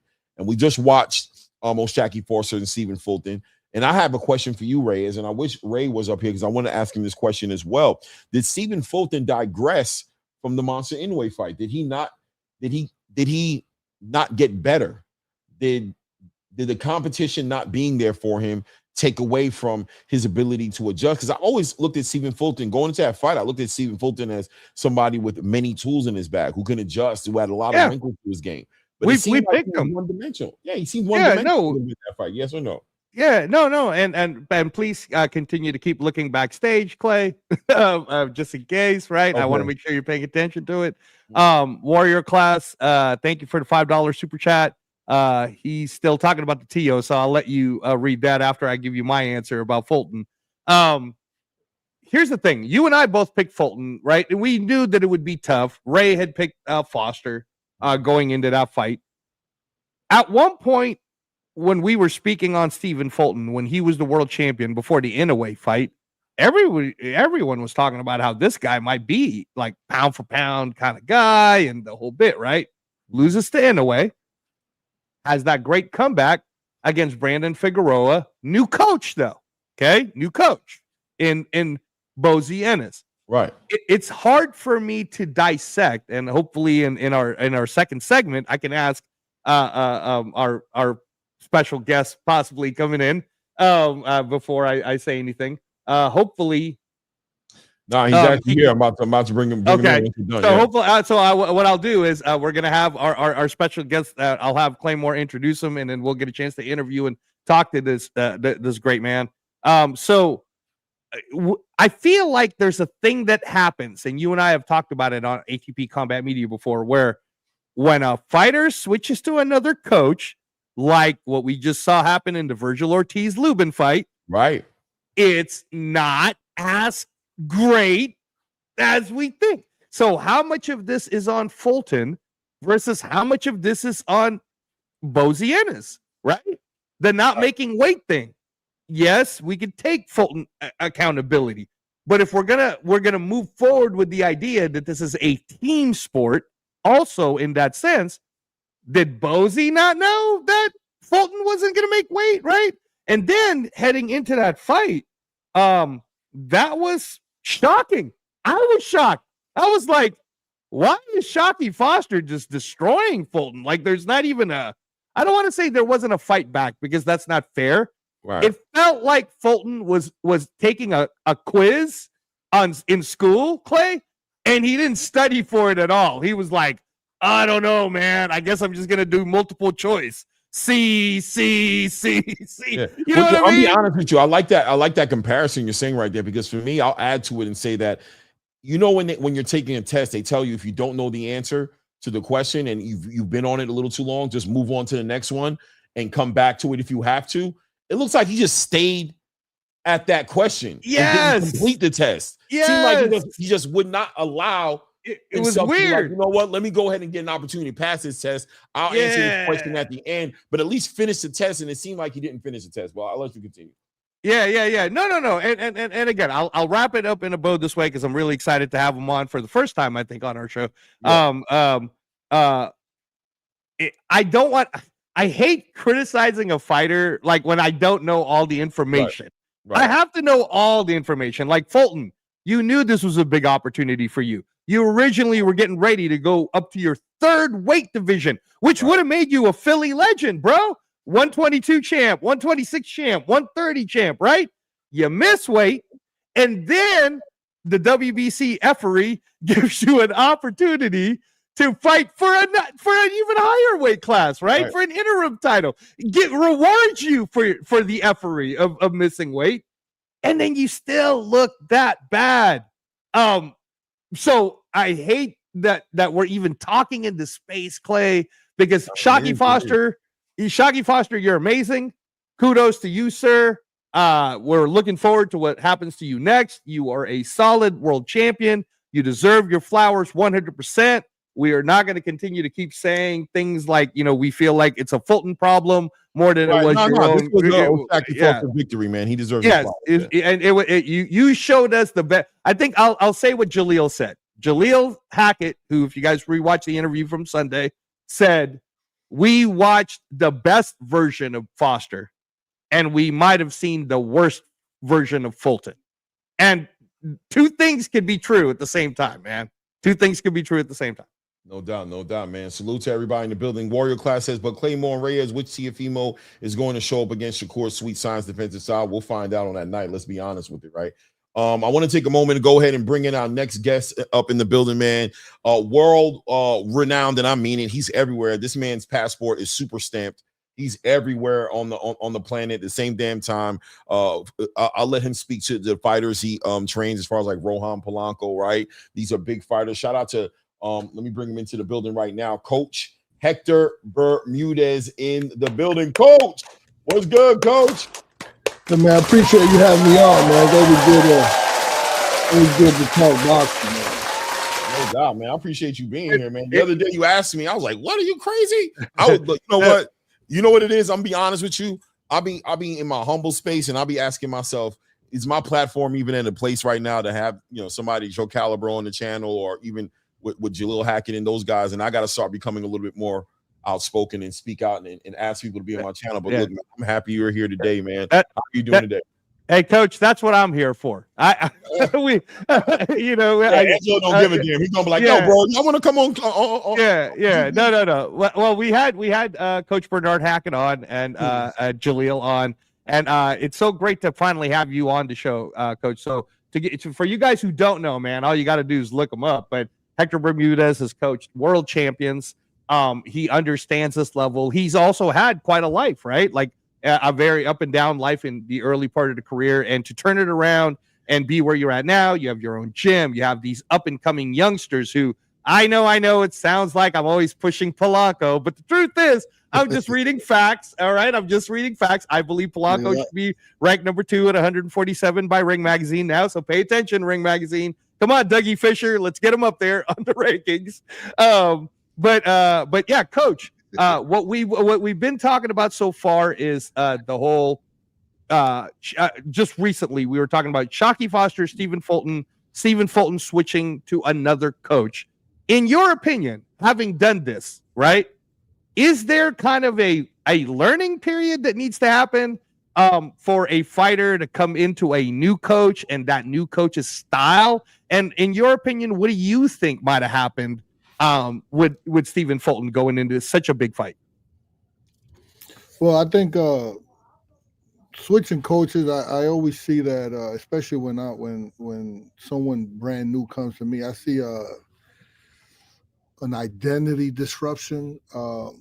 A fighter's style is built over the years, right? It's not just I hate to say, sometimes people give me credit, and I don't deserve the credit, because when they come to me, and then the promoters already have a fight coming up in 6 weeks or 7 weeks, and I'm like, I would hurt this kid if I try to implement something that he's unaware of.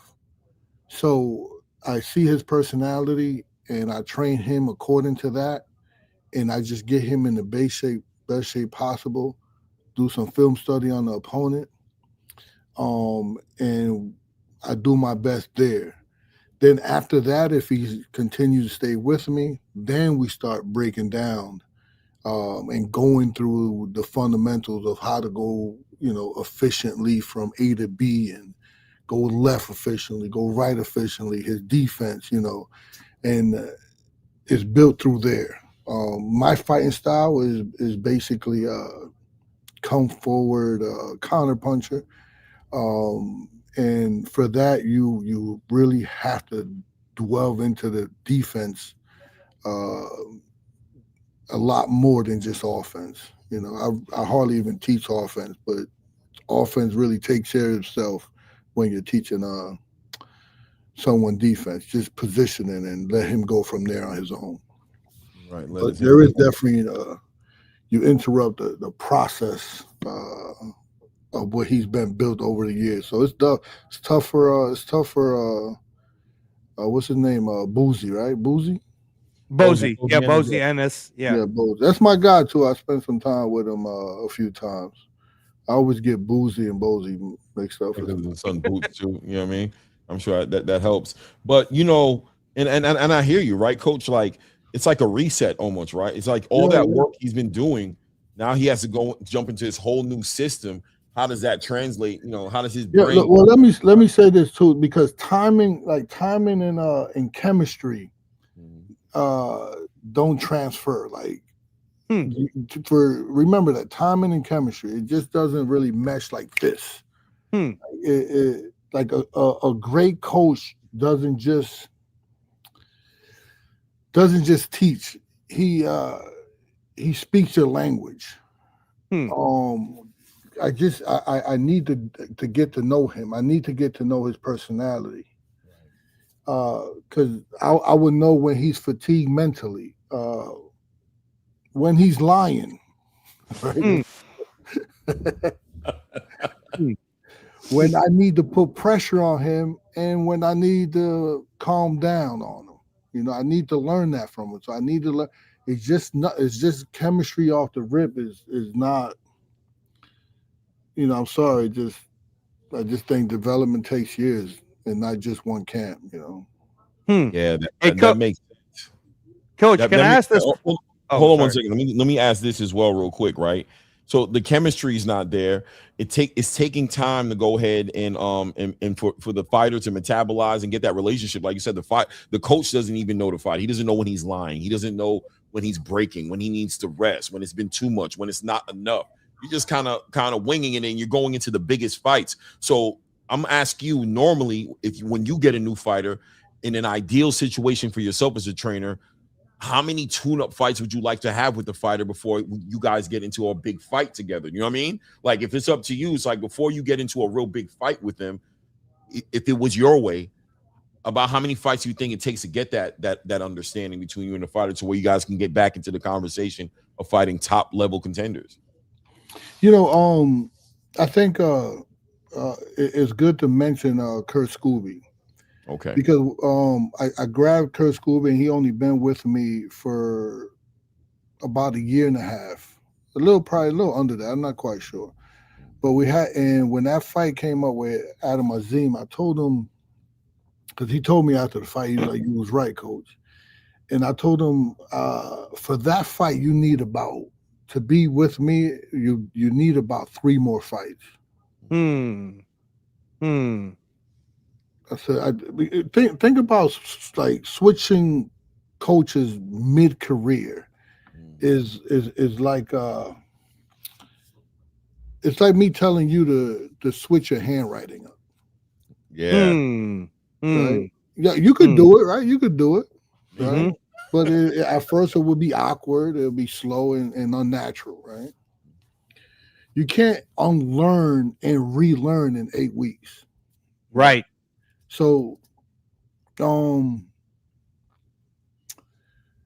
so I told him you need about 2 to 3 more fights.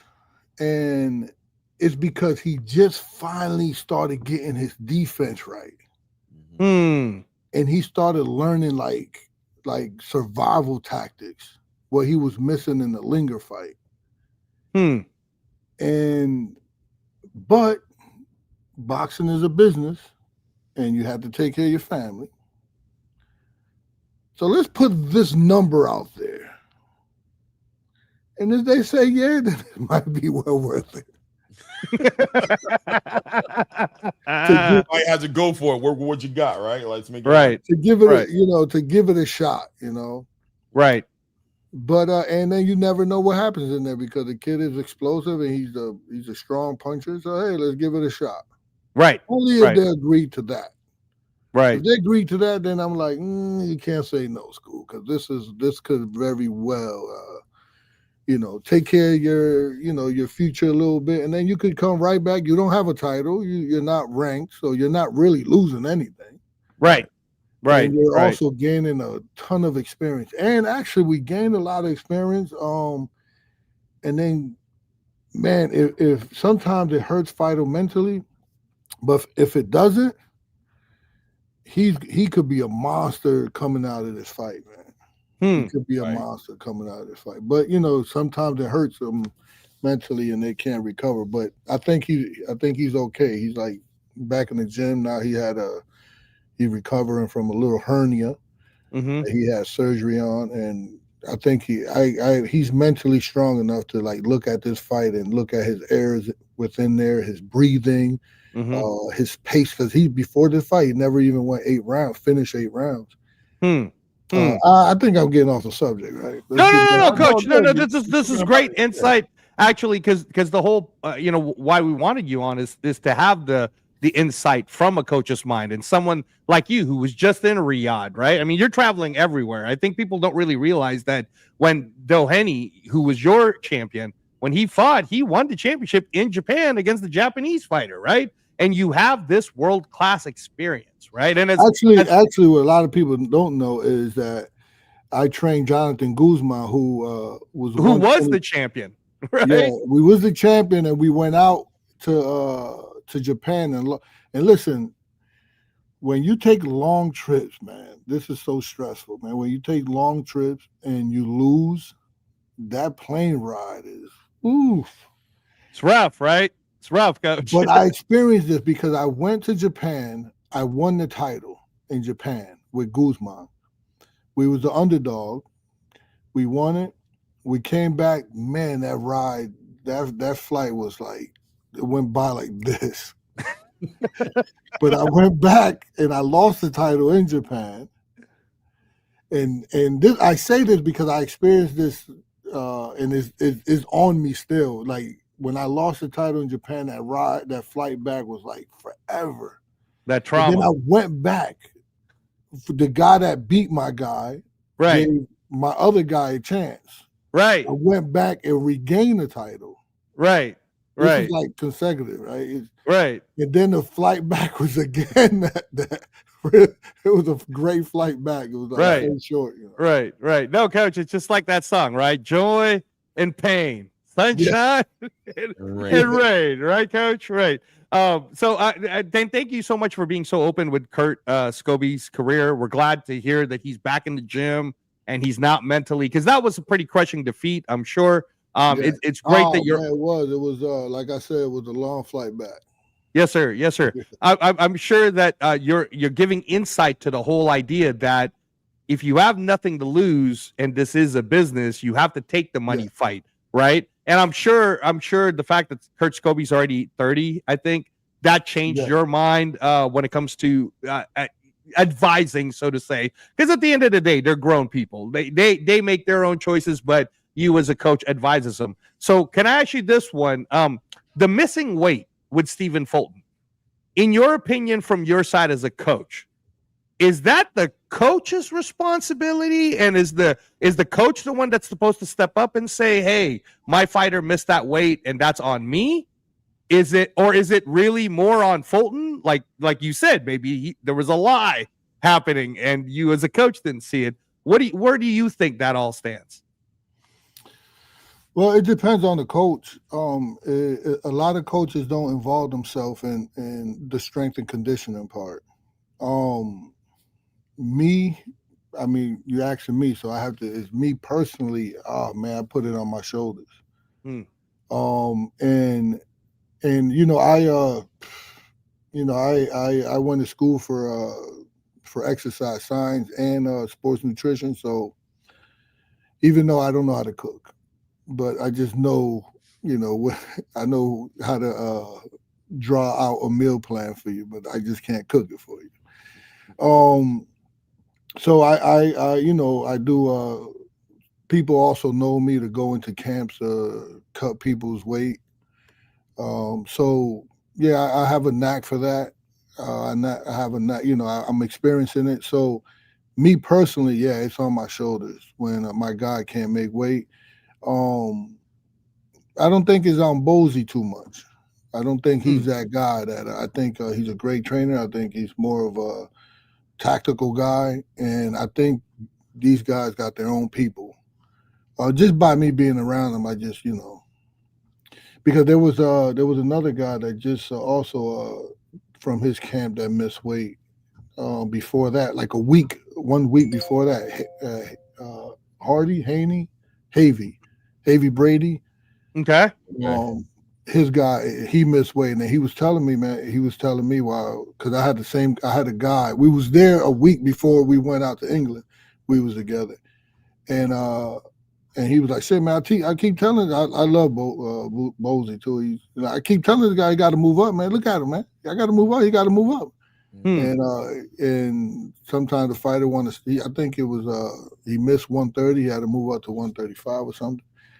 So I think he's that guy. He's a tough guy, mentally strong. He's in great shape for his age, right? You see the clips where he's in there sparring with his guys. I think he's either almost 70 or something, or I think he's over 70 to be honest. Yeah, he's like 72 maybe, something like that. So I just think that he's not that guy. Me, I take it all. I definitely take it. It's my responsibility to make sure he makes weight. And then I'm kind of old school in the sense where the coach takes. I would rather take the blame for the company than watch the company crumble. Right. So that's how it was. Back in the days, like you take it for the company. Yeah.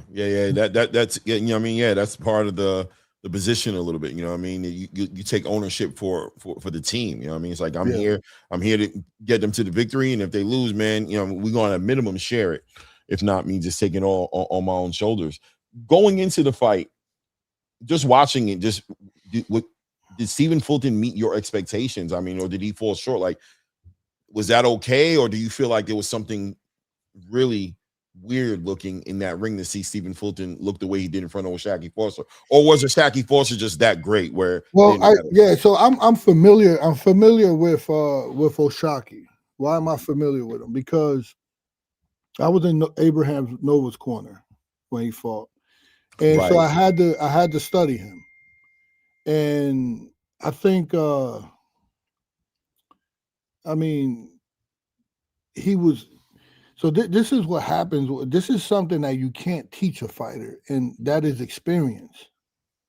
You could teach him to be technically sound, but he needs the experience within the fight. And this is like if like the coming along with Lomachenko kind of messed this up. Because Lomachenko came in and in our era, he became world champion in 3 fights. He even tried it, I think, in 2 fights. He lost, right?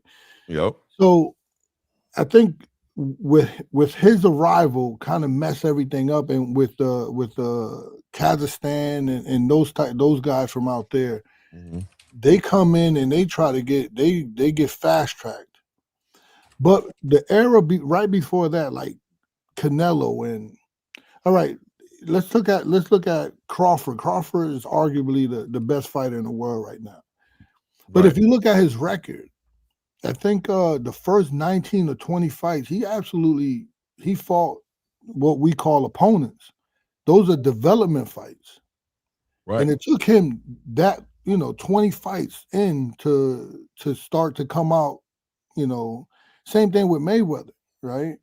I mean, Canelo started, about 15 years old, right? So, but he had like 30 fights before he even turned up to fight someone like Mosley. Right. So those fights mean something to a fighter. Those development fights. Right.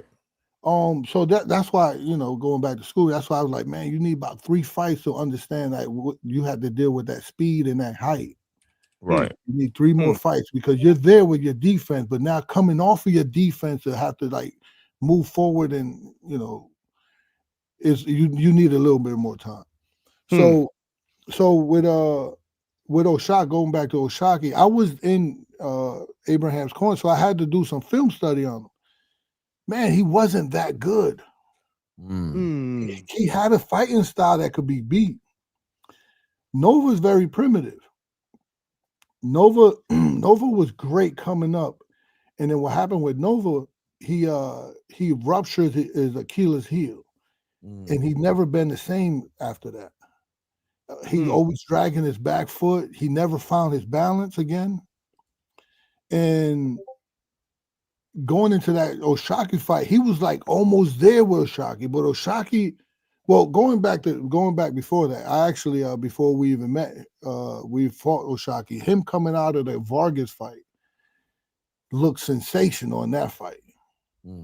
Then he goes into a fight and I did this move, right? I bet on him. I bet a lot of money just to win a little bit because coming out of the Ray Vargas fight, for him to go in Mexico, I forgot the guy's name. You probably could help me out, Ray. Yes, sir. Yes, sir. But I just knew he's gonna smoke this dude. He crazy. I just see him coming out of the Vargas fight look sensational. So I bet all this money just to win a little bit. Right. And I'm sitting on my couch watching round by round him lose round 1, round 2, and I'm sitting there like, oh, I'm such a yes, sir. Yeah, and by the way, Coach, you were talking about Eduardo Hernandez is who you were betting the money on. Rocky. Yeah. So I'm sitting there. I can't believe I bet this, and I thought this guy sucks. And then he got the knockout, so you could imagine. Yeah, right. Yeah, 12th round TKO, 12th round TKO. Yes, sir. You could imagine how I jumped up off my couch, right? So then we go into the Abraham Nova fights come around. But now, guess what's going on here? He's getting experience after experience after experience. Now he's molding his temperament in there, his boxing style, his personality. He get to know himself. So then we get he get past Nova. He get past Nova without knowing how to make weight because he had problem making weight. He messed up his bicep. So he get past Nova with a little adversity. So he's now that much better. Right? And then going into the Concepcion, that's his name? Yeah, the Concepcion fight. That's correct. And then back-to-back fights, another 12 round. This motherfucker getting molded in the fire. But now little Fulton gonna come around. Right. At this point in time, now he develop a superior jab. He developed ring control, being precise. Remember, the knock on him was like he He don't have volume. He doesn't punch like everybody like punch. Like you're there, you're in position to punch. And the knock on him was like, yo, his volume is very low. But now you get his jab. Now he's like not brawling, but he's coming forward. But he's in a boxing stand. He's a boxer going forward. So now to be someone like that, you have to know how to control your range. Then he turned southpaw. Now this motherfucker southpaw. And this motherfucker the best 130 there is. He's the best one. He went from me like, this guy trash. We about to beat him. Right. To now being like the best. He's like, you didn't even see. You see Crawford there. You see like, yo, he's just as good as southpaw he is right-handed. Yeah. You wouldn't even have known if you'd have just walked into that fight, like let's say round 3, just walked in and watched. You'd have thought he was a southpaw fighter. You'd have thought it would have been crazy to see him go back to orthodox. Like, why he's switching? Why is he switching? It was amazing. Seamless transition. And what you're speaking to, Coach, is kind of like where I was going with the whole entire thing is the experience. Like we saw him look up and down. We saw him going up and down, but we saw him getting great rounds in with great fighters. He was being molded, like you said, in that fire, and that's part of the development thing with these fighters. When you look at Stephen Fulton, he fought Carlos Castro, very close, controversial split decision. People don't want to speak on it, but it was against Carlos Castro. He got knocked on his pockets. The crowd, if I remember correctly, was booing at that decision. They weren't happy with the decision there. Then he goes into his fight with Brandon Figueroa, and Brandon Figueroa didn't look the way we expected him to look. And Stephen Fulton fought a fight that he stayed inside a lot. You know what I mean? A whole lot of working on the inside and just taking a lot of shots, which, by the way, I'm noticing a lot of the Bozianis fighters put themselves in the crosshair of getting hit a little bit much. Even Jack Catterall looked that way against Eso Usman. So the development part leads into the big show. And you get an OSHAQUIE Foster who's had to adjust, who's had his own adversity, and he's just been molded, like you said, an active fighter who's been molded into what he is. And then Stephen Fulton coming up weight classes, trying to challenge him, this fighter who's just at the perfect time in his career, where all of his experience is culminating into this one moment. And then you got Stephen Fulton, who's, you know, I don't know how he's dealing with the knockout by Monster Inoue. I don't know the excuses he's making about why he looked that way against Carlos Castro. I don't even see him settling into himself as he's continuing to move from one weight class into another weight class. Now he's moving to another weight class. He's not settling. He has a new coach in Bozie Ennis.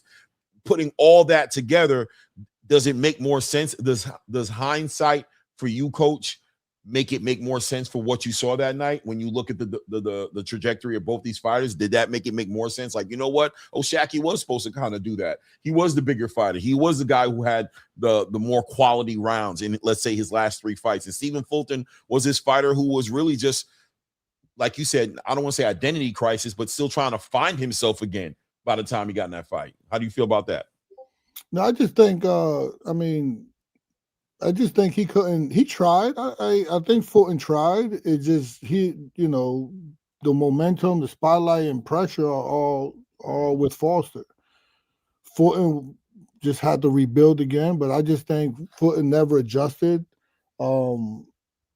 His attempts to close the distance and get on the inside, that was controlled by you have to give all the credit to Foster instead of like looking at Fulton. I definitely had to do that because there was a one time where I thought, he wasn't that good. So I just have to like point the finger at Foster. You're great, man. He has the ability to do very, very well moving forward.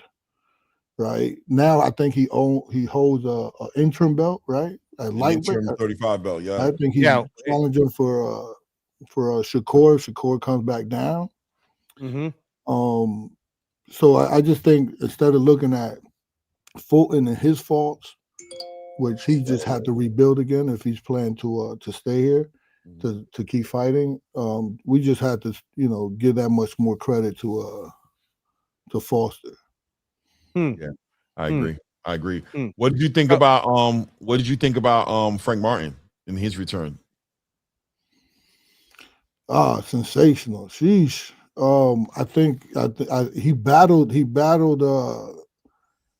I thought he was moving a little too much, and at first I was like, wow, this is going to be interesting going down the stretch, because he was using a lot of energy just to get away from a simple jab, a simple double jab. He was using a lot of angles, and just all the guy's doing is a jab, double jab, and he's like head movement down, dipping down deep, and angles and moving all around just to defend a simple jab. So I was like, I wonder how this is going to play out when it gets to the 7th round, 8th round. But man, a sensational shot there. Oof. Knocked him out. Coach, do you believe that the Buddy McGirt partnership with Frank Martin moving forward will be a good thing long term? And my second question to that, if you can answer it, is, do you believe that Errol Spence is a part of this whole thing right now, and maybe Buddy McGirt might be working with Errol Spence for a comeback?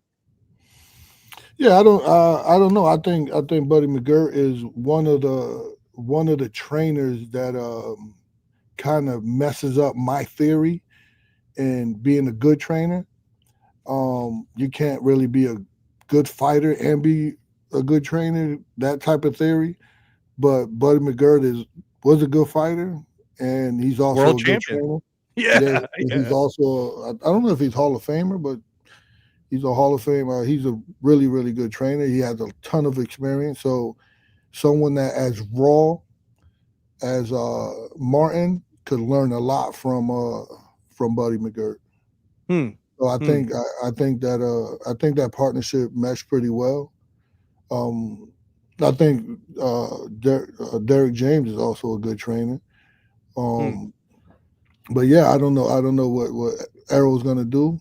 I think how he looked in that last fight before the fight even happened, how his face was looking and his mannerism. I just think you did good for yourself, son. Trying to leave the sport alone, right? Okay. Right. Wow.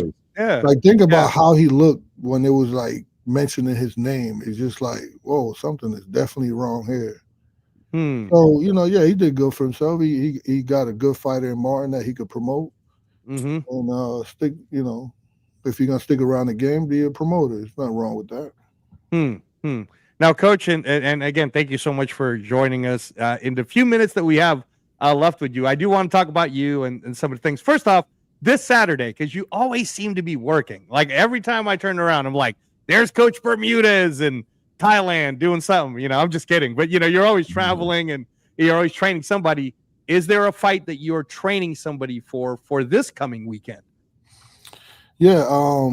So I have he left yesterday, and I have Anthony Velasquez fighting Tim Tszyu, and that's on a Wednesday. And then I had to catch the first thing smoking back here to the Miami card. I got Avius Griffin fighting, and then we have actually I got like 1, 2, 3, 4. I got 4 fighters fighting on one day. I can't be there for everyone, but then I got early January and somewhere in Virginia, and then I got Rohan Polanco fighting in Puerto Rico, co-main event under Zayas, and we have Yoan Lee coming back in February. Ooh, okay. Coach, Don't ask me who. No, I know. So breaking news, right? Because I haven't heard that. So Yoan Lee's fighting in February.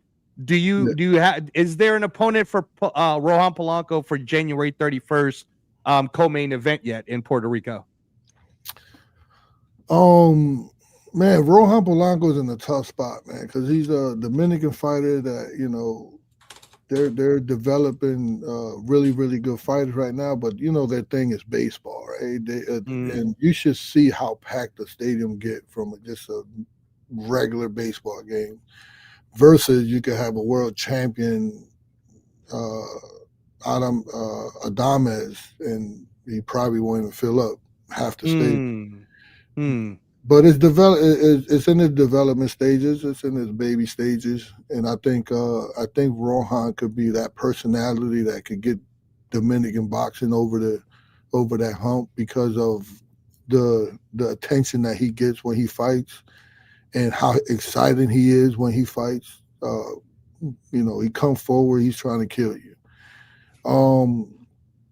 Very fast and strong, very high IQ on defense. So it makes for exciting fights. He got a couple of opponents, a couple of guys said no. I don't like to say ducking too much, but I just think that they wasn't probably paid enough, because if you pay someone enough, they're gonna get in there. Yeah. No matter what, a la Kurt Scooby, right? Right. Yeah. Exactly. Yeah. No, I was gonna ask. No, they don't. He don't. A solid opponent right now. No, we got tentative ones that I said no to, because I need, man, these guys are fighting people now. You got Haney fighting Norman, huge welterweight fight. Yep. And then even out there, when I was out there, Jack Catterall fought Usman. So that was, I don't know if that was considered a eliminator, or WBO don't like the word eliminator, but the next one fight, he's in line. So that was a big welterweight fight. Then on the lower level, you got Tiger Johnson fighting Nicholas Floss. That was a good fight for the fans. So now it's like fucking Rohan Polanco, which I think he's right up there with the best of them. Yes, We're gonna just fight a no name. It's like, no, we need a name. Right. And like you're saying too, Coach, I mean, the division keeps moving, right? Lewis Crocker just won the IBF, but we already have Liam Paro fighting Patty Donovan for an eliminator, right? Connor Ben's already talking about coming back down to 147, but they already have Barrios and Ryan Garcia fighting at 147 pounds. Rowley supposedly still trying to fight Manny Pacquiao, but Eddie Hearn is sitting there saying, hey, man, you guys can't just keep moving around Shakram Giyasov, who's there. So 147 is definitely a hot division. And I know that for me, so that no one else gets in trouble, I'm always campaigning that if Santillan is no longer in the division and Stanionis isn't really in the division, although Clay and I, it's arguable, debatable, right? Rohan should be number 2. And I know I get the flack for it, right? Everybody's like, oh, man, Reyes, blah, blah. Look, listen, this happens in the UFC, okay? If a person was a champion and then he gets beat by the challenger, the champion doesn't necessarily, the former champion, necessarily just move down one. Sometimes he moves down, a couple of spots to allow the other person to jump up. And when we're talking about boxing sanctioning bodies, for crying out loud, man, they're doing crazy stuff like automatically putting certain people up above someone. So, Coach, can you kind of speak to the fact that, because I always say that Rohan is sort of like the boogeyman at 147. He's truly the real boogeyman, in the sense that he can't offer the highest amount of money for these other fighters to want to fight him. But at the same time, he's so good with his amateur background. Everything's flowing for him. He's still young, 16-0 with 10 knockouts, that he can't really get a title shot either, right? Unless he does it for free. So, Coach, I mean, your thoughts on that overall? Like, how do we move Rohan to finally get a shot? Well, the word is that the word came from his promoter, Top Rank, that 2026 they're going to push him. They're going to go, heavy on him. They're going to push him. So I just think the weight division is waiting for the next star. I think Haney came on the scene now. It kind of climaxed at Crawford and Spence. Now it's like, Crawford and Spence is, we got Haney and Norman, which was a really, really good push. Haney hurt us by becoming a world champion, because if Norman would have won, I think Norman would have gave us a shot. Now that Haney won, so Haney's more, I see it like the more celebrity, right, type. He's looking for those kind of fights. He's not, I agree. Yeah, he's not looking to fight somebody that no one knows. He's in his own trajectory, which he deserves it. He's looking to fight Brian Garcia's, the Rollies, I think the boss there. I think he's the gateway boss is Barrios, right? Right. So people are like dying to get into him because they see him vulnerable. I think he's a really good fighter. So we just had to wait for that. We just had to wait for the Haney era to calm down, or maybe we could grab a belt from Crocker but I don't see that happening because whole different promotional team. We just gotta, we just gotta keep fighting, keep winning, keep looking good, and let the fans push it, push it forward. Let the boxing people push it forward. But Rohan is definitely a threat. No one's just gonna give him a shot. If he wasn't a threat, trust me, he'll get a shot. I think Bill Haney's a genius. I think he knew that his son could beat Norman. This is why he was building Norman. He's the biggest puncher. His left hook. He's the best in the division. And he did a good job. Didn't go that way though, man. He fell short. I thought Norman. I don't know. We'll see what they do when they return and what their fight's going to be. I mean, but is that fight a realistic fight that you guys would take as well? Like you fight Norman right now, right? Oh yeah, that would be an awesome fight. I think that's what Polanco needs. Right. He needs something like there was coming up. There was this kid named Omar Rosario. There was like kind of a rivalry. He was Puerto Rican. It would have did good just while he was coming. It would have did good in Madison Square Garden. And then Omar Rosario. I don't know if his people didn't take it or something happened. Well, Rohan was willing to take it, but then he lost, and we missed that little boat right there. We missed. And then there was another rivalry going on with another Puerto Rican with Nicholas Flas.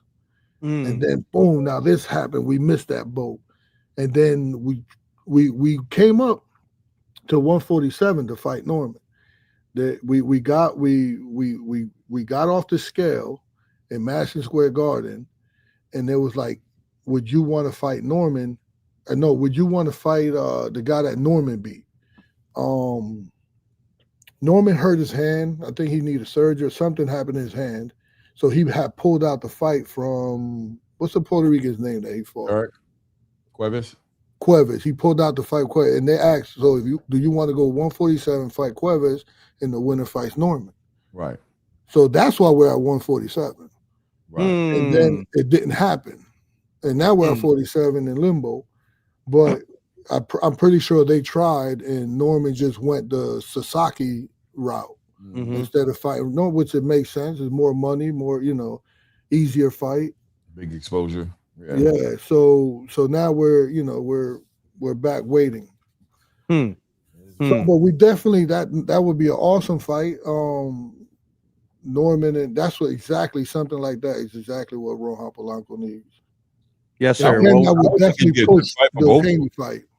Yeah, I think both of you guys could listen. I think that'd be a big fight. I think if Norman beats Polanco, obviously that throws him right back in the conversation of the biggest fights. And I think obviously Polanco looks to benefit as well on the back end of a victory against Brian Norman. I don't think both of you guys seem to check the boxes as far as high risk, low reward is concerned, right?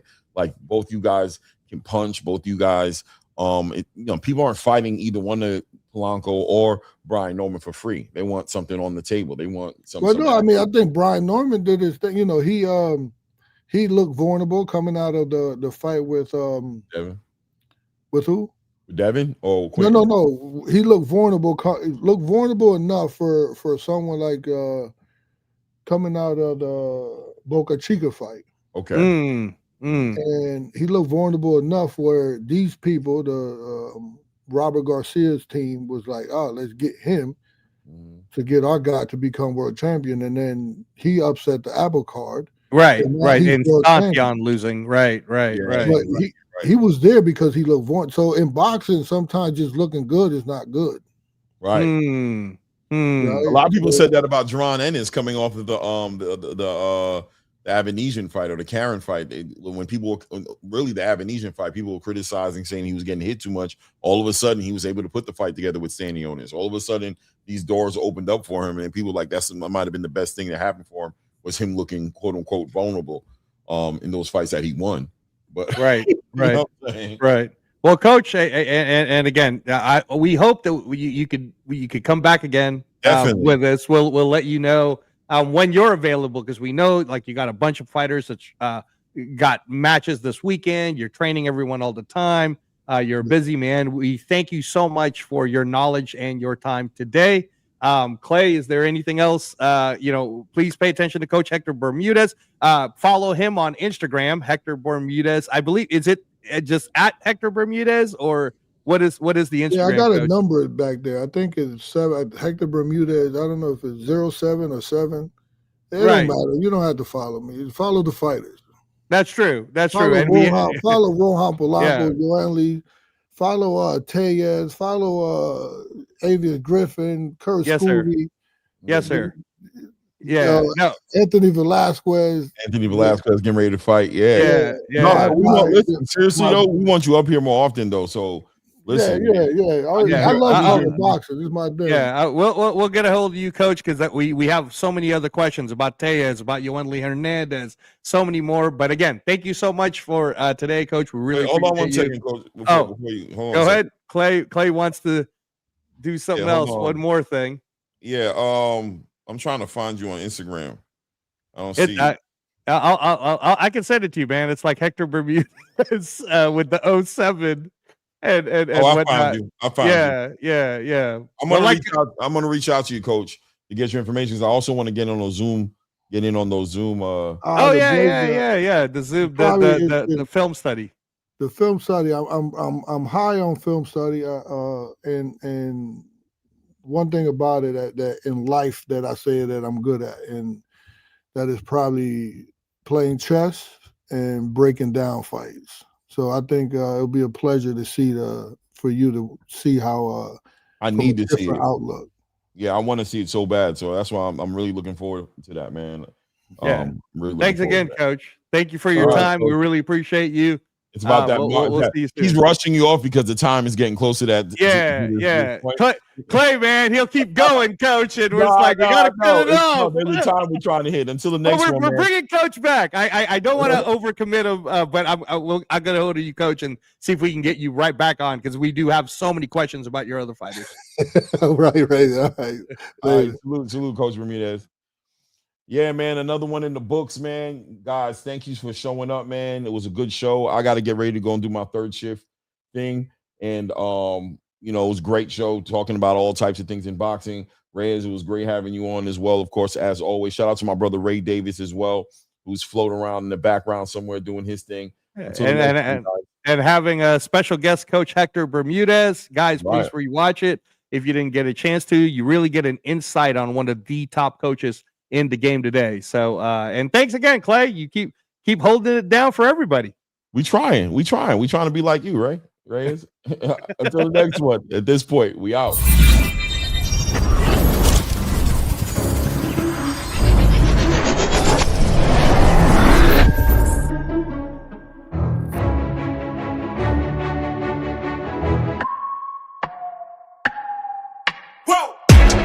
I would make it this far. They hated, they never believe me. Yeah, I would never drop the ball. I know I make it look easy. Yeah, Mayweather with the defense. I don't care what a critic gotta say. I got them picking up the pieces. That to me, you really playing with your life. I'm about to come and run it all back. I'm the new era, about to snap back. You ain't fitting for it, cause you all cap like. Hold up, I shoot my shot. Wait, hold up. I'm really about to run this go up. You know it's all net when it go up. Ain't got no other plans, you don't need to understand, ayy. We on overtime, you don't need to understand, ayy. You just show them how to do it when you don't know what to say. Tell me how you plan to win if you plan to play the same. Moving fast, already gone, yeah, but you bringing me back. Try to double cross me, dog, just let me relax. Stop assuming what we doing.